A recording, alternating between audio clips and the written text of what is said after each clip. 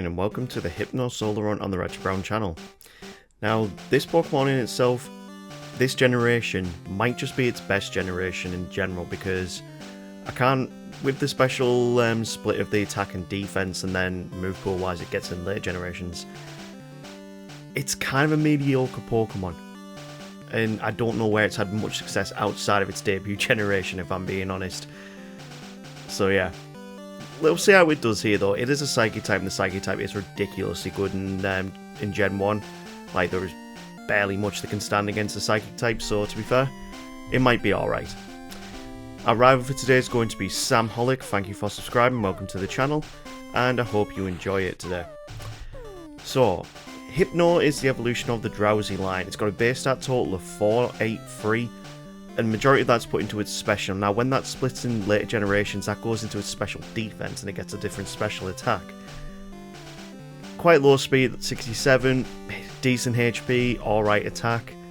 We're not going to be using Meditate today, so to be fair, we're probably not going to be going for a physical attacking move for in the late game. But either way, it should be fine. I'm really not too sure what's going on with the frame rate of the content, but yeah, it seems to be a little bit choppy for me today. Anyway. So, let's have a chat about which moveset we're probably going to go with. I mean, we start off with Confusion, which is a great move to start off with. 50 base power, 100% accuracy, Psychic type move. We probably should be able to beat Brock on minimum battles if we go with just Confusion. We also do get Hypnosis, so we can put Pokemon to sleep. And we probably will keep Hypnosis for the entirety of this run because it's just that good of a move. So, let's move all the way to Pewter City. And let's see how we do against Brock. I mean, before that, we do need to go against one mandatory trainer, and that's going to be this bug catcher here. So, with it being a poison bug type, Confusion's going to do massive damage, and we take it down pretty comfortably. Which means we'll go into Brock at minimum battles at level 6. Let's see how we do here. I mean, this will be the quickest way to get through the game if you can get through Brock this quick.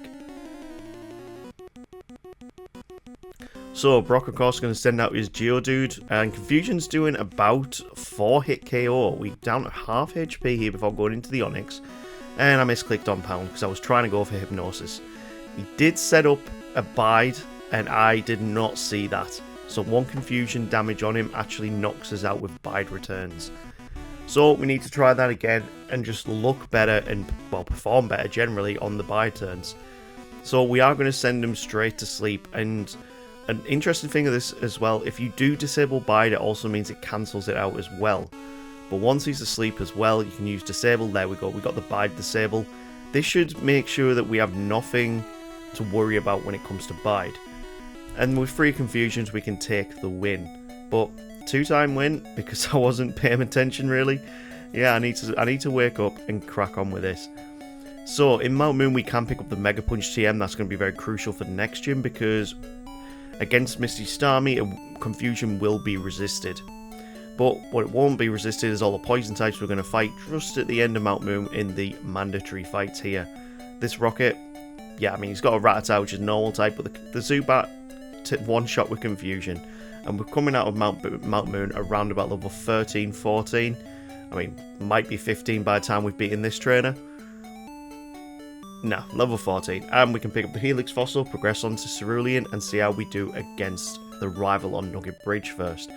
Why the rival? Well, just because that Starmie has that sub-psychic type, it's going to be a bit easier to go against the rival first. Once you've got this Pokemon to sleep, they're not really a threat whatsoever. Pound will be a two-shot on the Abra, and Confusion's a one-shot on Rattata. Charmander, of course, we made sure that the rival would have Charmander, because that way we'd have no super effective moves against it and give us ourselves the hardest time to get through this run. But even with Confusion, like I said, Psychic is so busted in this generation that it didn't matter. We could just take it down pretty comfortably. It's a shame that none of the rivals starter Pokemon have a resistance to Psychic, because that would really make these runs a lot harder. Misty, of course, she starts off with Staryu, so we are free to use Confusion if we want to. We want to get as much incoming damage as possible, so we will use Hypnosis, keeping them asleep. And then from there, Starmie, as soon as you get it to sleep, you can use Mega Punch, which will miss every now and then because it does have 85% accuracy. And that's pretty bad, really. We get down to 7 HP, she keeps waking up, but this time around, Mega Punch starts chipping away and we get a critical finish to get the second badge on the first try. So with 2 gym badges in tow, Hypno's actually performing really well. We're steamrolling through this game pretty comfortably, which you'd probably expect from a Psychic type. And then we're also going to go and pick up the move Body Slam, because this Pokemon actually can learn it. So with Body Slam in our moveset, and we're also going to pick up the TM for Rest just in case. That's on the right hand side, that's the shift about 4 doors in once you've gone down the stairs. You have to go against that Sailor just to get the TM, but it means you've got a very useful TM. Because we don't have any other way of recovering HP. We don't learn Recover, so Rest is our best strategy if we do need to recover HP. But I'm pretty much just going to be trying for the pure offensive here. Body Slam is great for defensively weak Pokemon like Kadabra. And we actually sweep through this fight pretty comfortably, going up to level 24. And we're at the next gym's level cap, so let's go see how we do here. Do we get... Hey, we got the switches first time. That doesn't happen all too often. Surge's team are quite defensively weak, so we will be going mostly a Body Slam strategy here. Once we've got to sleep, Confusion will be better against the Voltorb, and then the next Pikachu. Terrible defenses. The Raichu, its defenses are a bit better, and it can tank 3 Body Slams before being taken down. If their AI was better, they'd have just used Thunderbolt every single hit there, but we didn't have to worry too much. Having this Psychic type in Kanto is really good because there are a hell of a lot of Poison types or Poison subtype Pokemon to deal with. Especially the Rapping Lash Trainer, she is not a problem whatsoever. And the Exploding Hiker in Rock Tunnel, he's not going to be a problem at all really, because this Pokemon do have very low special, so our moves will hit very hard. So, next gym's coming up, of course. We've got to deal with Celadon City with Erica. Modern Hartford team have got Poison subtypes, so this will be quite easy for us. One problem that we're going to have to face though upcoming is going to be these Psychic types. Slowpoke, for one, against these Pokemaniacs, takes a lot of hits to take down because we don't learn Thunderbolt, which would one-shot them really. As I said, the Exploding Hiker is going to be pretty comfortable to take down, although we did nearly die to a self-destruct. Yeah, we got Erica to deal with, and then we got Koga, which will be another very easy fight really. But Sabrina is going to be a bit of a problem. Yes, we can tank Psychic type hits because we do have high special ourselves, but our attack's just not great, and we're not going to learn Meditate because it is classed as a badge boosting move, like it increases our stats, and that would induce the badge boost, so we don't use moves like this on this channel. We can use moves like Leah if they reduce the defense of the opposing Pokemon, because that doesn't induce the badge boost glitch. But when it's anything to do with our stats, no, we cannot do that. Going into Celadon, before we even go to the gym, we are going to go straight to Mr. Psychic's house and pick up the Psychic TM, because it's either we wait 10 more levels or we just get it now, and considering how powerful the move is, it's better to get it now. We do also need to worry about the rivals Execute Executor later in this run as well, because we don't have anything to deal with that super effectively. But in the meantime, let's see how we do against Erica. As long as we can outspeed, we can deal out massive damage, which we can against the Victory Bell, and we go up to level 30. We also Mega Punch the Tangler down, and then Psychic for a one-shot on the Vileplume. This is why we picked up Psychic. It's just far better than getting Confusion all the way through. But we are also going to go and pick up another Psychic type move. Now, if you're very familiar with the lore of this Pokemon, it is very well known for putting Pokemon to sleep. And if you look into the right hand side with the TM moveset, you probably know exactly which TM I'm going to be going for. And that of course is going to be Dream Eater. We can go and learn that as soon as you get Fly and Cut, you can get the Dream Eater TM. To be fair, you could actually get it as soon as you get Cut if you want to go through Diglett Cave and back to Viridian. But no, I wait till we had Fly, because then we're not wasting as much time deviating away from the main path. And you just talk to this guy in Viridian here, and he will give you TM to 42, which is Dream Eater. And this means we don't have to rely on rest. We can make sure we get Pokemon to sleep and then recover HP with Dream Eater. And technically Dream Eater is a more powerful Psychic type move.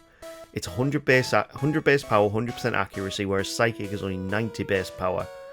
So, in all instances where you can put a Pokemon to sleep and use this strategy, Dream Eater is by far the best Psychic type move in this generation, in my opinion. I mean, Psychic in itself, as in the name, it's powerful, you don't have to do any setup for it, but that added recovery of HP that you get with Dream Eater is just so valuable, especially on a solo run, that it's just like the perfect Psychic type move in this generation. Hits ridiculously hard, recovers your HP. I couldn't ask for a better move. Anyway, the rival in Silph Core Samholic is giving us a real run for our money here. Alakazam can deal out big damage, it can also spam recover, and it gets us down to 32 HP going into the Charizard. Hypnosis does hit first time, and we can hit a Dream Eater. That gives us enough to recover back HP, keep it asleep, and take it down first time. We pick up our Lapras, which we're going to definitely need to get to Cinnabar later, and we're going to progress on to the Giovanni Silph Core fight. Now, Giovanni's Silph Core fight is not going to be a problem whatsoever. He's got a lot of Psychic type Pokemon. The biggest threat's probably going to be that Kangaskhan, which is the last time you see the Kangaskhan this entire run, so yeah, might as well use it when you can. So that brings us to Giovanni. So his first Pokemon is going to be Nidorino, where you Psychic it down. Psychic will do nearly a one-shot damage on Kangaskhan, and yeah, this is where Hypno's really starting to shine in this mid-game. It is just one-shotting pretty much everything so quickly. I don't know whether to go against Sabrina yet. It might be worth a try. Let's go. Actually, yeah, let's go give it a go. This is going to be a hard fight for us because we don't have any super effective moves. We're probably going to have to rely on Body Slam quite a lot here. So, if we can get them to sleep, the best Pokemon that we can use Dream Eater on is going to be that Venomoth, because it is Poison Bug type. And because it's a Poison type, it means we can deal super effective damage. So if we can get to that Venomoth and get it to sleep, we can recover any HP that we have lost this entire fight. We get back up to 99, 102 with the level up, and then we get the Alakazam to sleep. That just means we Body Slam it to the ground, and then we get this 6th badge pretty comfortably. That brings us down to Fuchsia City, and Fuchsia City is going to be an incredibly easy ride for us apart from the gym trainers, because that's just standard for Koga's gym, especially in Gen 1 anyway. Koga in himself, not going to be a problem for a Hypno. So, Psychic will one-shot both Pokemon. 3 Pokemon. Are we doing full sweep here? Yes, we are. Full sweep under the level cap. So that is just showing you the power of a Psychic type. Okay, with 6 badges in tow, we can now swim down to Cinnabar and crack on with this run.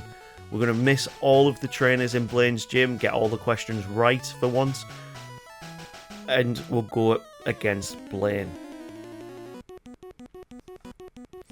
Blaine, he's not really going to be too much of a problem for us. We're level 43, we're massive, well, we're not massively, but we are quite a bit under the level cap for this gym. There's not really too much his team can do against us. Our special is so high that fire type moves won't do much against us, so they have to resort to using physical type moves, and Blaine's AI is kind of random, so we can easily get around him, get another badge, and crack on to the final gym. And the final gym's just going to be even easier. There's not really too much in this gym that can stand up to a Psychic type, or at least Psychic type moves. So once we've beaten his 2 mandatory gym trainers, we can progress on to the final Giovanni fight. And you know what, I actually really like using this Pokemon. Its Dex entry is so creepy. Like, both Drowsy and Hypno's Dex entries are so creepy. Their lore is so creepy. Like, their inspiration is so creepy. But I actually really like this Pokemon. It's a strong Psychic type in this generation. Now we'd probably use it over the likes of Mr. Mime and such, but definitely not over the likes of Alakazam, who's got much higher speed. But still, we are just sweeping through this game so much. You just have to be a Psychic type to do well here. Psychic or Water type in this generation to do pretty well. So, beating down Giovanni without much of a problem whatsoever, we need to go and now be on Samholic again. And again, this is starting to become quite a difficult fight, depending on which Pokemon you bring in. And if you're under-leveled for this fight as well, it makes it even that much harder, which we're not even we're not even at the level of his lead Pokemon. We take it down with a combination of Hypnosis, Dream Eater and Psychic, and then the Execute comes out. Now this Pokemon is going to be a problem. It's bulky Psychic type, well, bulky Psychic Grass type. We don't really have all too much to work with against it. Body Slam is going to be our best move, and it's the only reason that it's still on our moveset right now.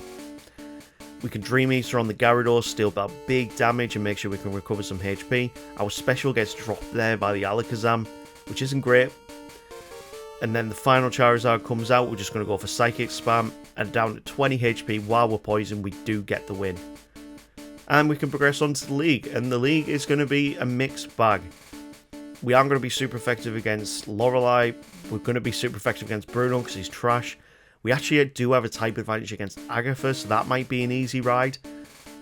But our mediocre defenses might mean Lance will be a problem, and of course the final rival definitely will be the likes of Executor and Alakazam. But let's see how we do. So Lorelei is up first and she is sending out Dugong. If we can send her Pokemon to sleep and Dream Eater it, oh yeah, as long as we can keep their Pokemon to sleep, they're not going to recover HP apart from using Super Potions.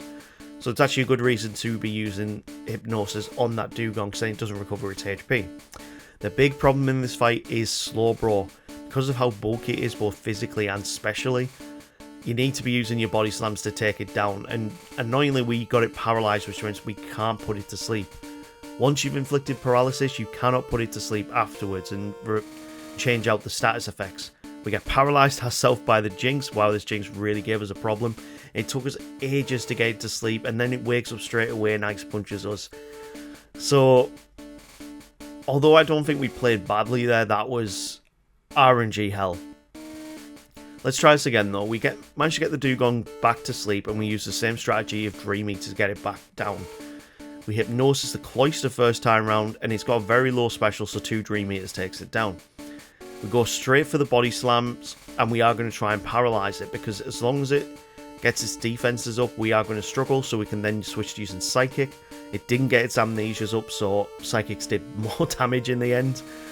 And when we finally get that Jinx to sleep, we will just Dream Eater it. Make sure we've got full HP going into this Lapras, because we are going to take big damage from moves like Blizzard or Hydro Pump.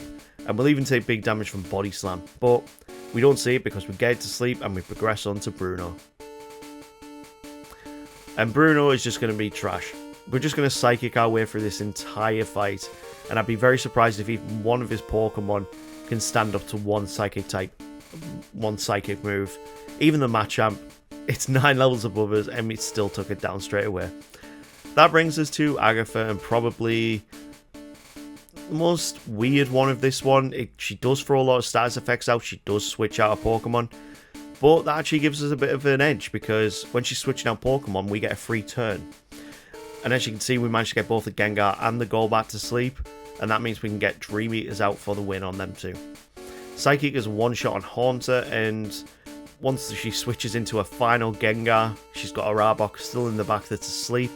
Oh, we get all the way down to 63 HP, and Confusion damage nearly didn't work in our favour there, but thanks to Dream Eater, we're back at full HP going into the Lance fight. And this is where I'm starting to worry. Reason why I'm worrying, this all banks on whether you can get them to sleep or not, and Hypnosis only has 60% accuracy. The worst thing is that if they wake up and use Hyper Beam, that's going to do tons of damage to us. They can also deal out consistent damage with Dragon Rage, which is about 40 base power, which means we can only tank about 4 of them before we're in the red.